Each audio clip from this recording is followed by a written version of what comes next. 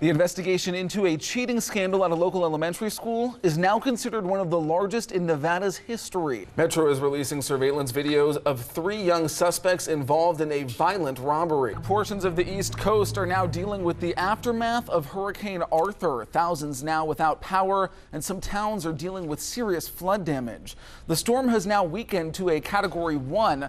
Currently, it's off the coast of Virginia and Maryland, and it's headed northeast toward Cape Cod. At this moment, there are no reports of casualties or serious injuries. The Mountain Ridge All-Stars hit the field today in their debut game of the series. Yeah, no doubt a momentous day for the kids and their fans as they take on a team from South Dakota. Action News reporter Jackie Heinrich is live at a Mountain Ridge watch party near Durango and 215 with more. And Jackie, it looks like the home team is getting a lot of support.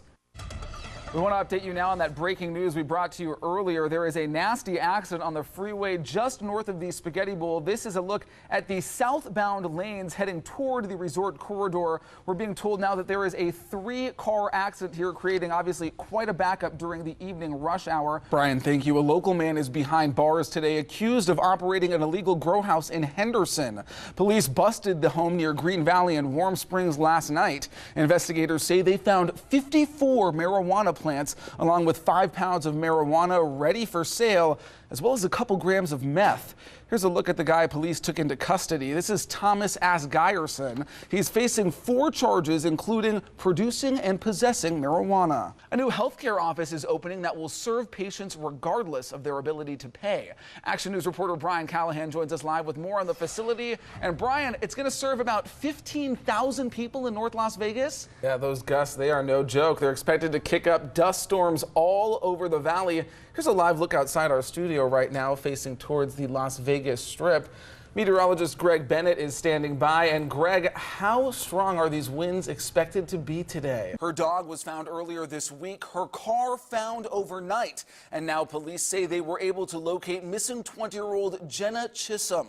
The woman was found in the parking garage at the Cosmopolitan.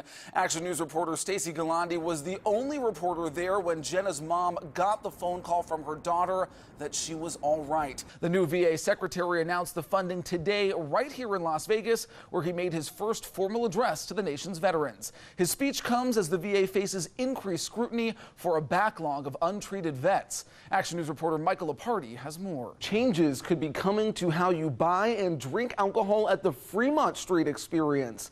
Action News reporter Denise Wong is live with more. Denise, good morning. In honor of our nation's independence, a local group is trying to reach out to homeless veterans right here in the valley. The nonprofit organization U.S. Vets were serving up a hearty lunch along with plenty of music and entertainment to celebrate the holiday.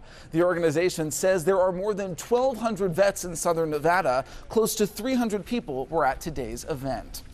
And we are all looking forward to the big fireworks show planned for tonight. And of course, no one does fireworks quite like Las Vegas. Action News reporter Brian Callahan is live at Red Rock Resort with more on tonight's shows. Brian, it can get really hot out there for First Friday in July, so maybe this is a nice little respite. Maybe the best. People. Light clothes, lots of water. Yeah, it does get hot out there. Speaking of the heat, some flames tore through a valley home, and the family inside had just moments left to get out alive. How the help from a total stranger likely saved their lives. The body of Officer Alan Beck has just arrived back in his home state of Wyoming this midday.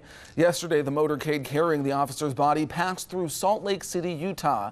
Dozens of UHP officers saluted the officer as his casket rolled by. Now that the procession has arrived in Wyoming, his family will lay the fallen officer to rest. From Contact 13 this afternoon, the nation's food safety grades are out and the results are mixed. Megan Tellis joins us live with more on what this means for your health and how you can protect yourself. The district attorney has dropped charges against a California youth pastor accused of killing a man outside a Las Vegas pub. The DA is going to leave it up to a grand jury whether or not charges should be filed against Robert Lynn Cox. Cox is accused in the death of 55-year-old Link Ellingson, who died after a fight outside the Four Kegs Sports Pub last year. Just 1 week after a tragic shooting killed 2 officers and an innocent bystander, Cece's Pizza reopened their doors to the public. Hundreds of people came out to the restaurant supporting a fundraiser for the fallen officers and to grieve at the growing memorial.